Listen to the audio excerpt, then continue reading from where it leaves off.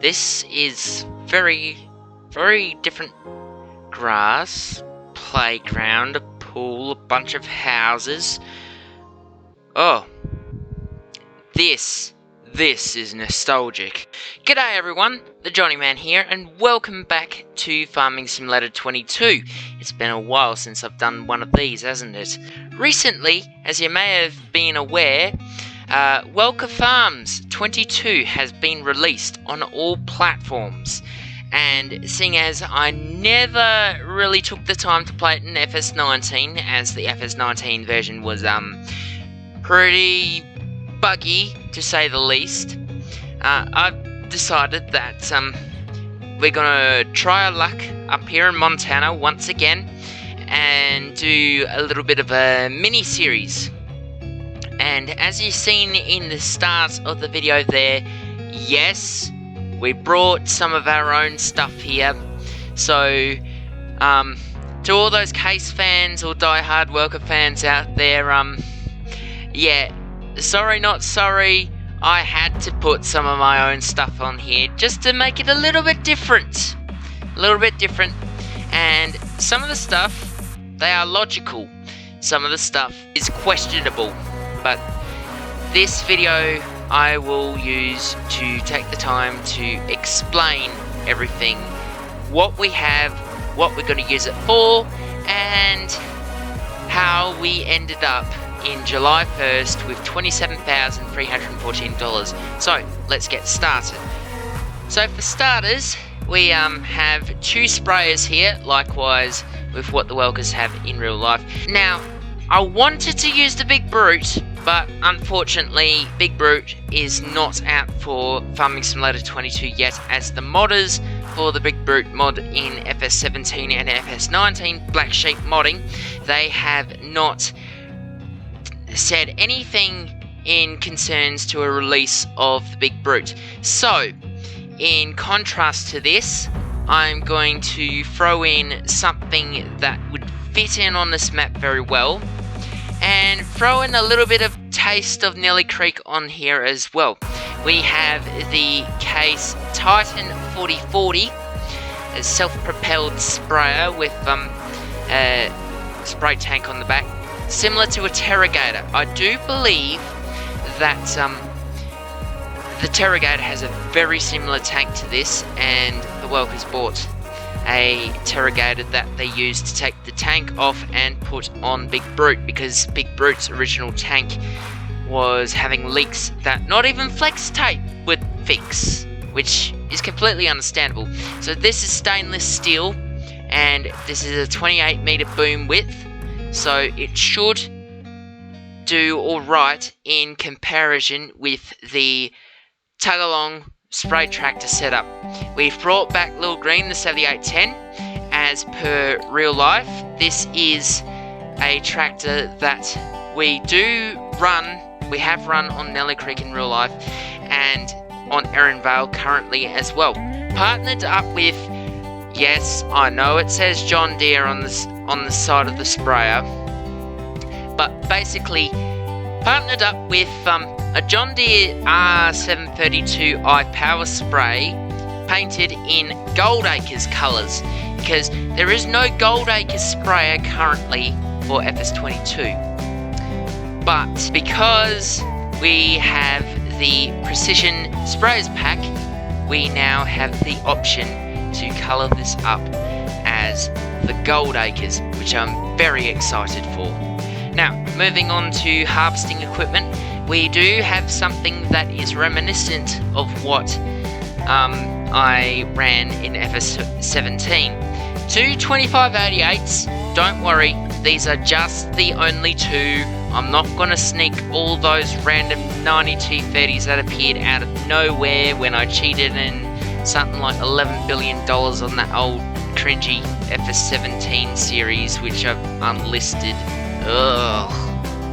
So basically, we've got the two 2588s with the Honeybee Airflex 36-foot Draper fronts on there. And for Chase Bin, we have brought back Big Green, the 8760. I did run an 8960 on this map probably might bring it back. You never know. We might bump the 8760 up to an 89. We'll see about that. And as for chase bin, we have the Brent 1596 grain cart, as they call them.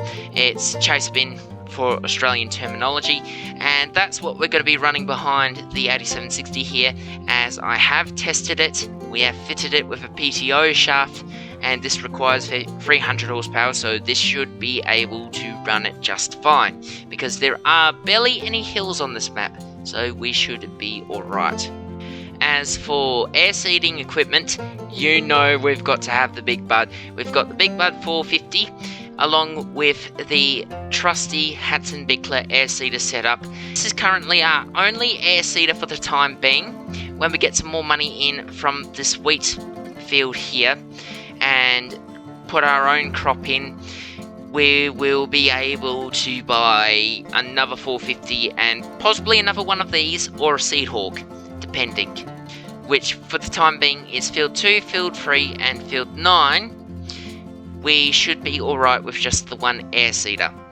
In terms of rock picking equipment and field rolling, we do have the Mando Roller, which I do believe is quite a common sight up there in Montana.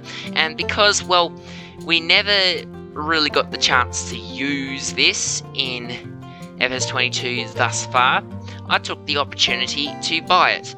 We'll run it behind the Big Bud 450 over there, and that should be alright for rolling. As for the larger rocks, we have got, yes, it's a 4440. We brought the 4440 back, and a little rock picker, the Degelman, for picking up rocks. Now, in real life, they do have a 4520 if I'm correct on that, but because we do not have any 4520s in Farm Sim as of yet, I've taken the opportunity to throw in a 4440 here.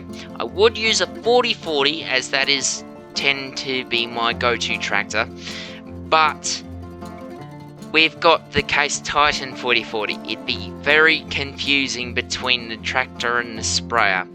And the 4440 will be providing a little bit more horsepower, so if we end up deciding to start a cattle stud or something later on, this will be good for a feed tractor and also hay.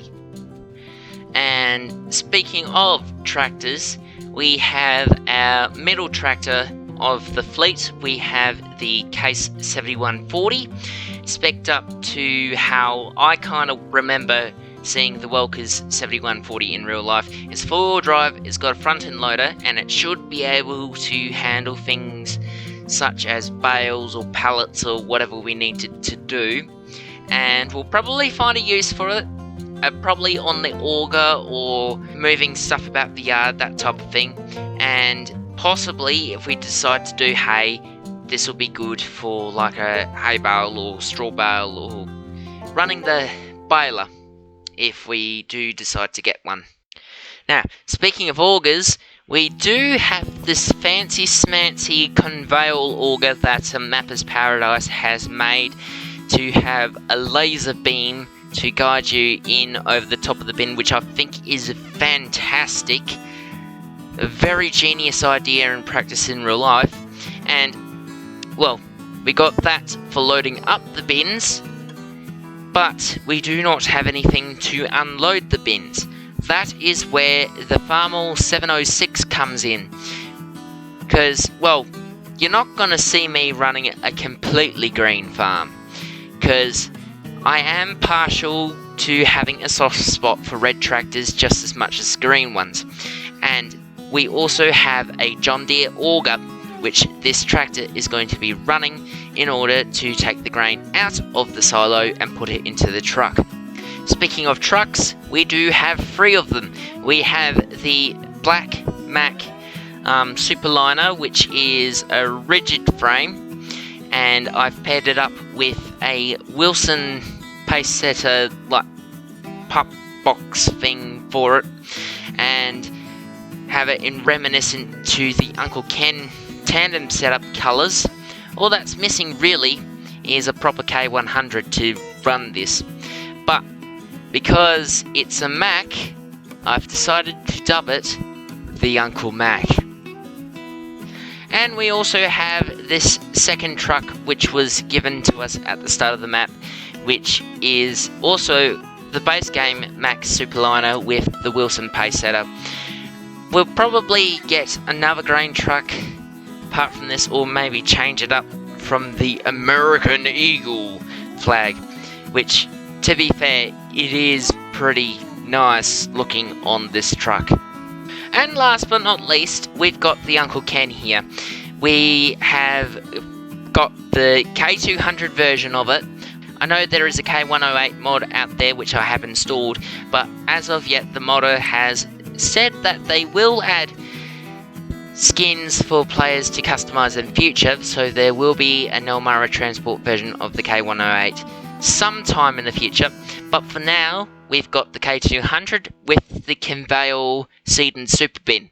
This is going to be interesting, considering the fact that, well, previously they've only used little Mack trucks to load seed and fertilizer into the air seeders, which we might still get in future, you never know, but this will be good for what I want to use it for.